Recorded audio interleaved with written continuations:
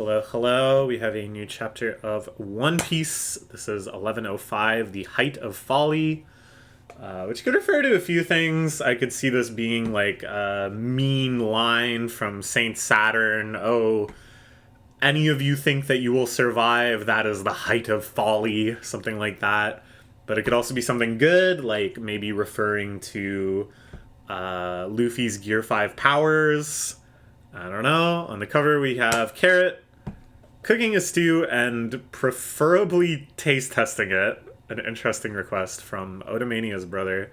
Hanging out with the big dog and big cat. I love all these characters. I love Cat Viper especially.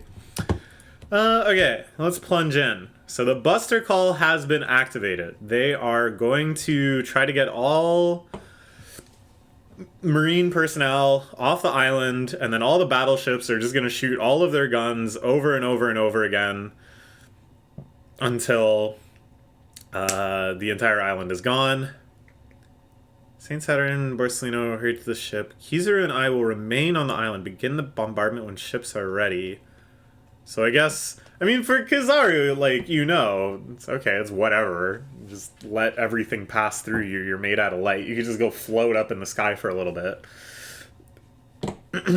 Saint Saturn, we're not really sure what's going on there. I talked a lot last chapter about how he's one of the few characters that's showing, like, explicitly, like, regenerating flesh, which seems pretty imba.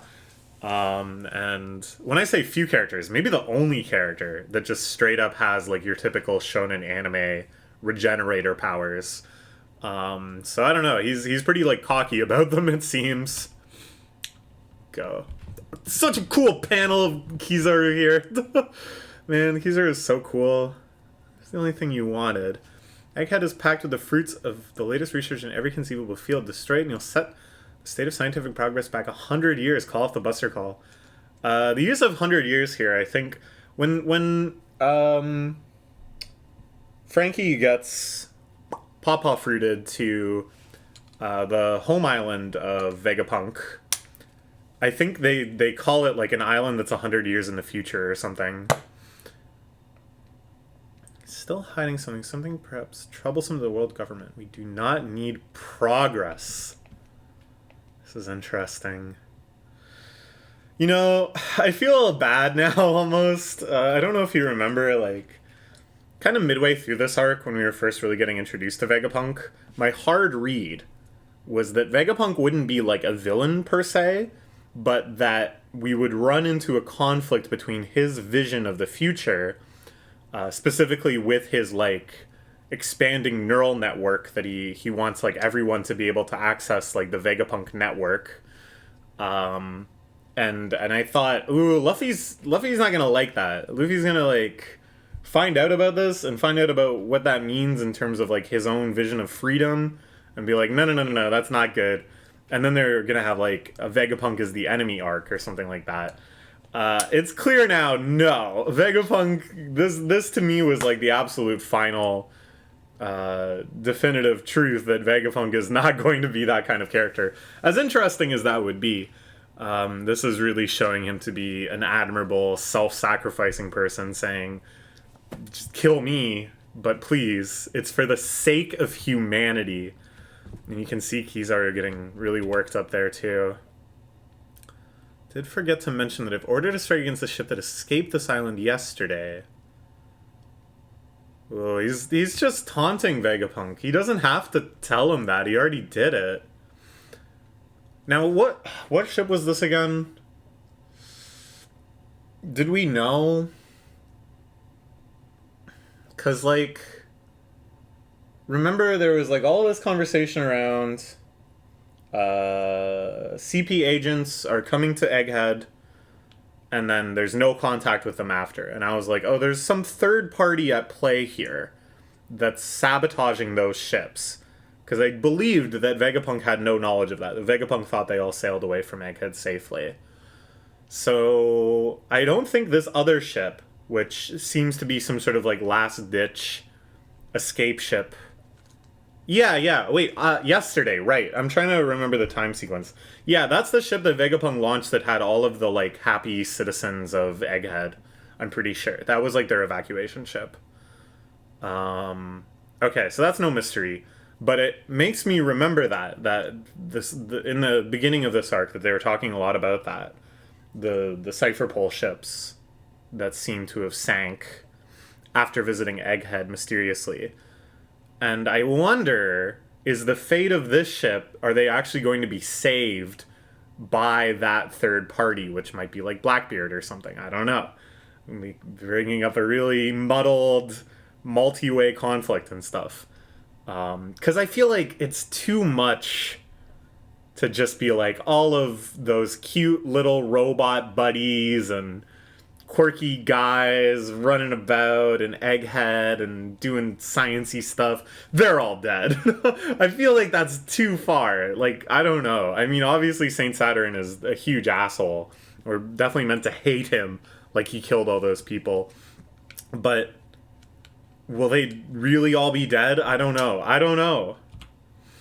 Okay, this last shot of Vegapunk now, steeled with rage. I think he's beyond the point of, like, self-sacrifice now. I think he's, like...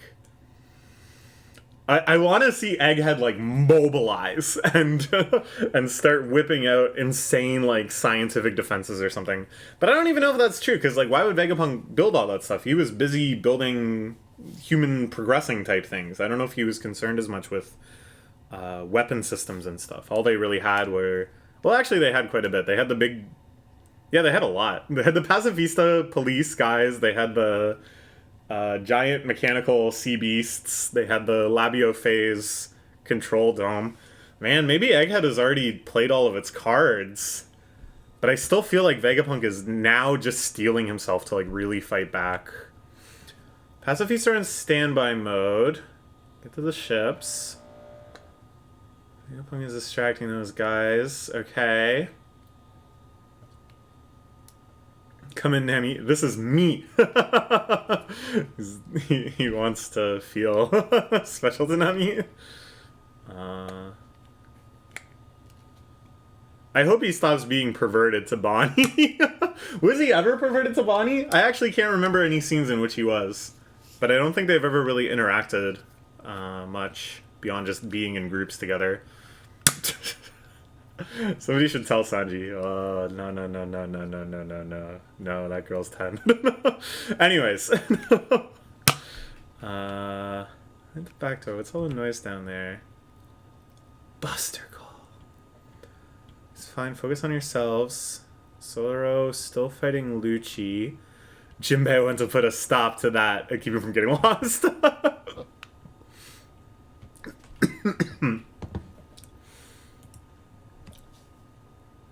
They moved the Sunny. Left feed. Frankie and Bonnie went down towards you. Quick went to help Lilith, who got left behind. Yeah, everybody's kind of... We don't really have any super strong fighters with this group right here. Escape plan where the Vega Forest takes us somewhere from the shore isn't going to work anymore. He's already destroyed the robot. Okay, Lilith and... Brooke coming back with the Sunny. Looks like they've rigged it up to drive on land. Oh, turning island clans into ice for a runway. Very fun. You can fire the Goen cannon going forward to give you backwards momentum, but whatever. Okay, the bombardment is beginning. It's happening. I was like, it would be pretty sweet if they could just go out and start crushing battleships and actually prevent the Buster Call. But I think it's maybe a little too late for that. This might actually be... I don't know, I'm like very conflicted on what I want because, you know, a thrilling escape arc, that's fun. We keep moving on to Elbaf or whatever. We keep stacking up this final countdown, and it kind of puts our final countdown. What do I mean? Final conflict, and it's putting the heroes on the back foot a little bit. But wouldn't it be so satisfying if they were just like, no, Buster Call, no.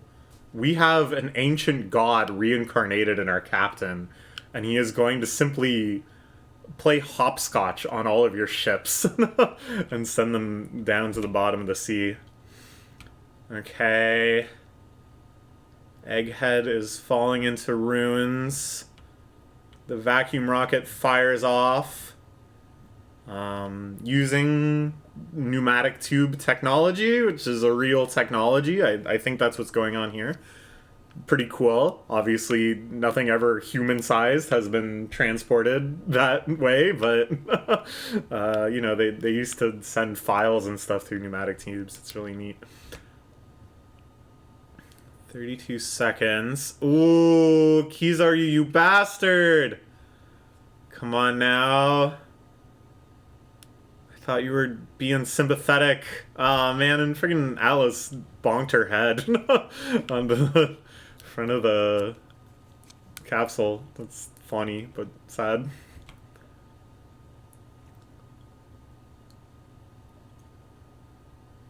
Pacifista, shoot down Bonnie and Kuma.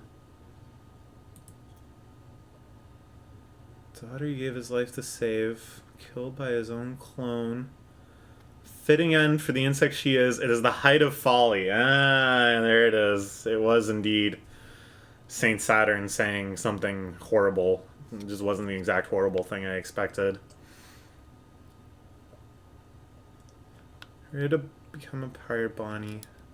The Navy might order. Yeah, this is an awful, awful thing.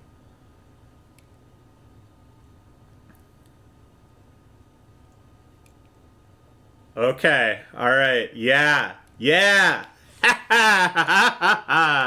Okay, it's looking grim, but this is a signal the counterattack moment if I have ever seen one. I think it's gonna be from all sides on this, okay? Now, Luffy is full of frickin' meat. Crazy things are about to unfold there. And then they failed to destroy the escaped ship. Called that one. I'm very happy about that. And who they went to Egghead. Who is they? I think it's probably going to be Blackbeard crew members. And I want to say it's going to be Aokiji, or Kuzan, I guess I should call him now. Who, of course, has maybe a score to settle with Kizaru. They certainly have a lot of history. There used to be counterparts. Certainly an interesting perspective on this whole mess. And someone who can shut down a buster call, like, faster than anyone else, right? Just, boop! The island turns to ice. And it's kind of like, you know, at Ohara, the previous buster call that we bore witness to, or I guess two, there's also the Ainz Lobby one, but at the Ohara one, which this is definitely kind of like a mirror situation to, Kuzan was there. He was complacent in it. He felt regret about it after. He defied every order in the book to save Saul and Robin. You know, he was sympathetic to what was happening to some extent, but in the end he was also complacent and he didn't prevent it. He just saved a few people. So now it's kind of like he gets to have his poetic justice and really do the right thing in this situation. And I, of course, still believe he's, like, undercover for the Blackbird Pirates, but it's going to be a very awkward, like, three-way tension, because obviously the Blackbeard Pirates aren't super friendly with the Straw Hats, and it's gonna be interesting. That's my prediction. Kuzan's gonna show up. We're gonna get some kick-ass ice versus light fighting, perhaps. I don't know. Let's find out next week. Good chapter. See you then.